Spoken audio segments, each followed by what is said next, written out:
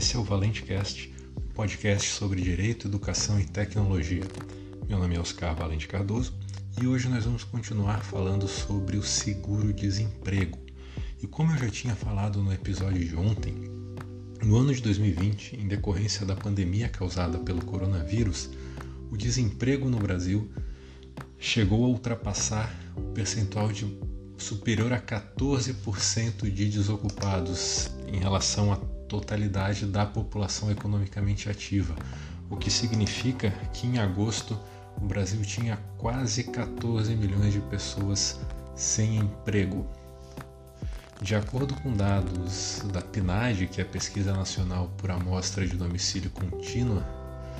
essa quantidade aumentou progressivamente de maio até atingir o seu ápice no mês de agosto de 2020.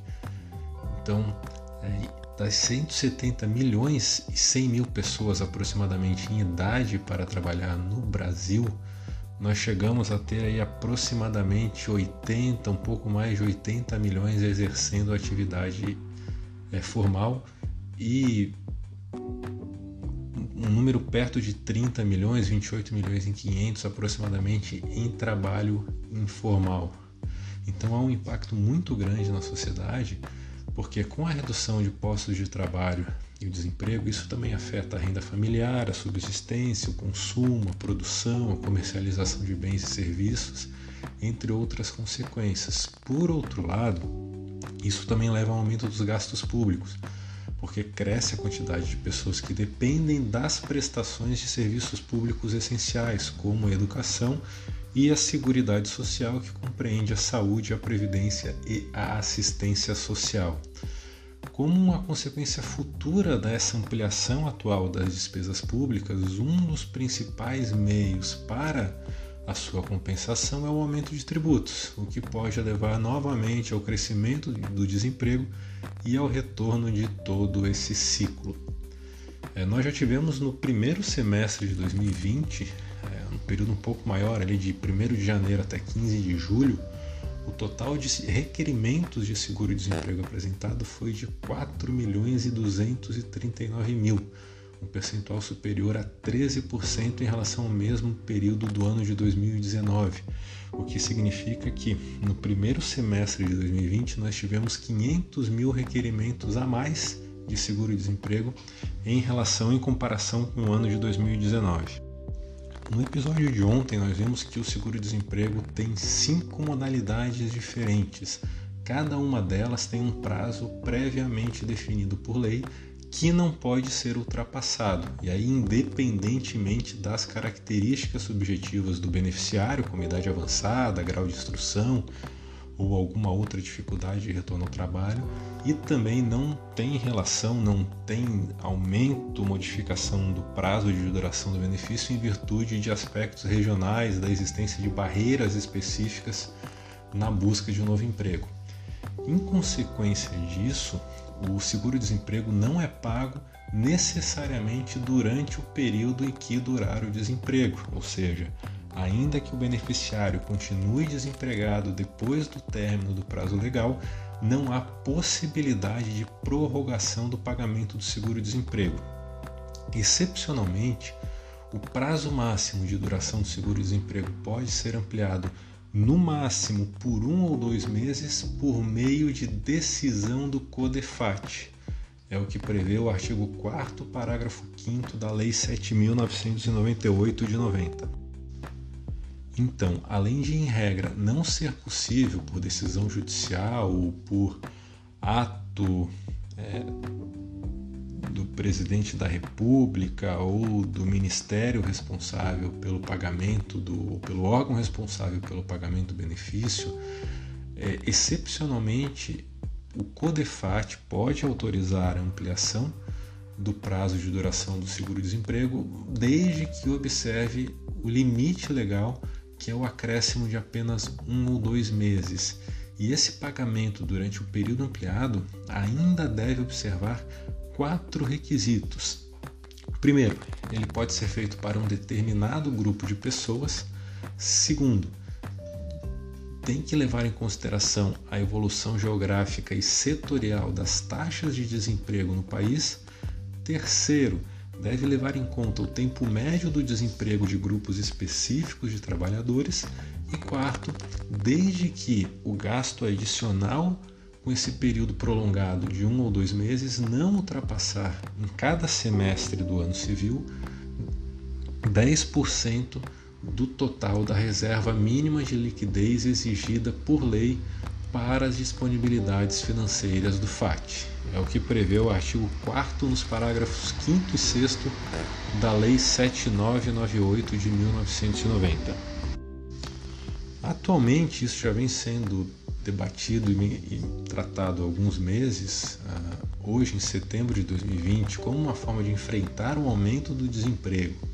e a incerteza existente sobre a duração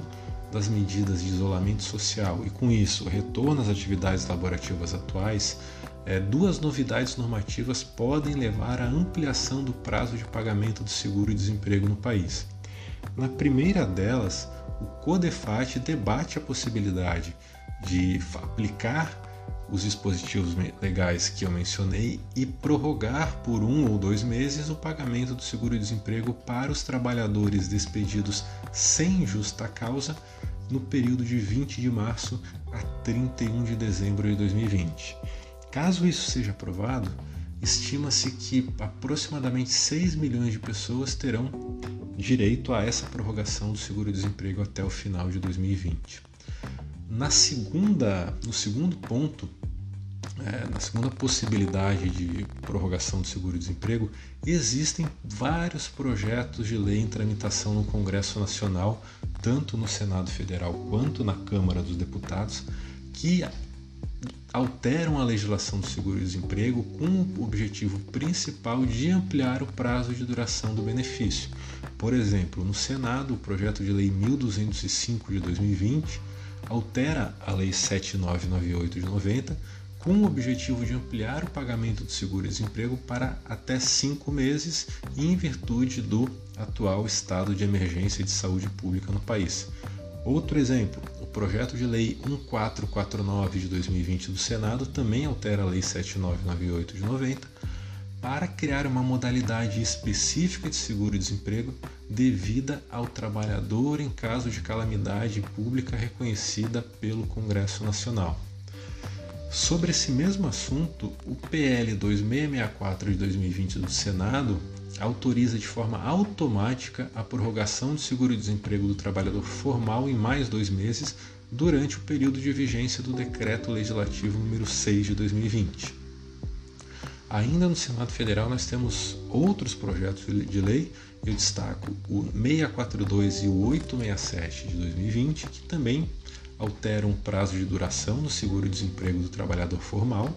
O PL 831 de 2020 do Senado prevê o pagamento do seguro-desemprego durante 3 meses para os pescadores artesanais, que também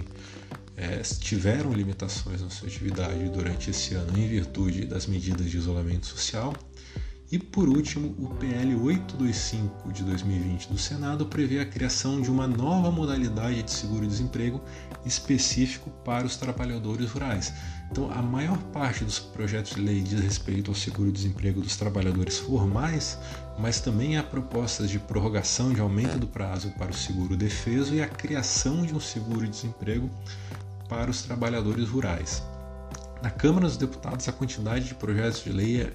em tramitação sobre esse assunto e apresentados em 2020 é maior ainda. Por exemplo, o PL 3674 de 2020 da Câmara altera a Lei 7998 de 90 para ampliar o prazo de duração do seguro-desemprego por mais 1 mês para os trabalhadores formais dispensados sem justa causa direta ou indireta durante períodos decretados como sendo de calamidade pública, ou seja, não se aplicaria apenas esse ano, mas a todas as situações posteriores. Outros PLs em tramitação na Câmara, 910, 1092, 1099, 1150, 1273,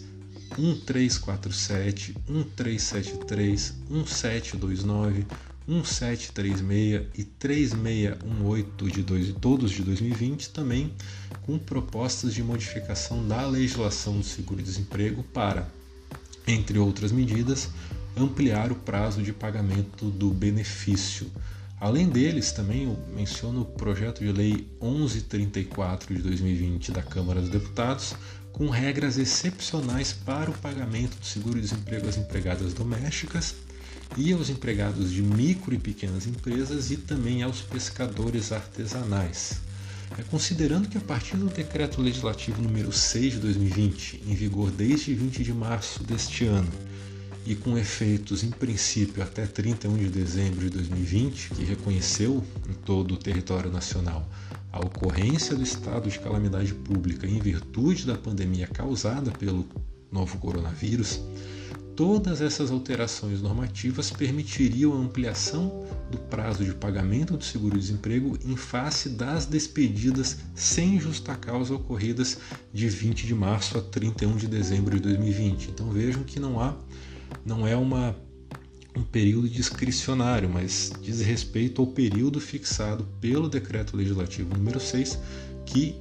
estabeleceu o prazo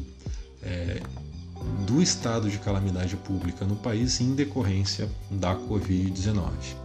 Todas essas medidas são medidas de urgência adotadas para enfrentar uma situação de urgência, mas trazem como um ponto comum o fato de serem políticas de emprego passivas, que têm o objetivo principal de assegurar uma assistência financeira temporária para os trabalhadores em situação de desemprego involuntário. Além disso, deveria se pensar e se preocupar de forma concomitante ao pagamento de benefícios para a proteção, para a substituição da renda em períodos de desemprego, com a adoção de políticas de emprego ativas, como, por exemplo, a promoção da participação das pessoas economicamente ativas em processos de geração de oportunidades de trabalho e de renda, com o objetivo principal de ampliar o tempo de permanência dos trabalhadores no mercado de trabalho e, ao mesmo tempo, reduzir o tempo de reinserção dos desempregados. Por fim, eu destaco que enquanto o Brasil investe quase 90% dos recursos do FAT nessas políticas passivas de emprego, esse percentual já foi maior e reduziu nos últimos anos, mas ainda 90% do que se destina ao FAT, ao Fundo de Amparo ao Trabalhador, é gasto com políticas passivas, principalmente o pagamento do seguro-desemprego e do abono salarial. Os países da OCDE investem mais de 60% dos recursos em políticas ativas de emprego. Então o Brasil deveria repensar esse modelo e começar a se preocupar mais e realizar mais gastos, mais investimentos, melhor dizendo, nas políticas ativas, como uma forma de buscar um resultado futuro de uma redução natural na quantidade de desempregados e também permitir uma reinserção mais rápida das pessoas, com maior capacitação, com uma melhor formação no mercado de trabalho. Então, encerramos esse episódio por aqui e em breve voltaremos com mais episódios sobre direito, educação e tecnologia no podcast ValenteCast. E também eu sempre lembro que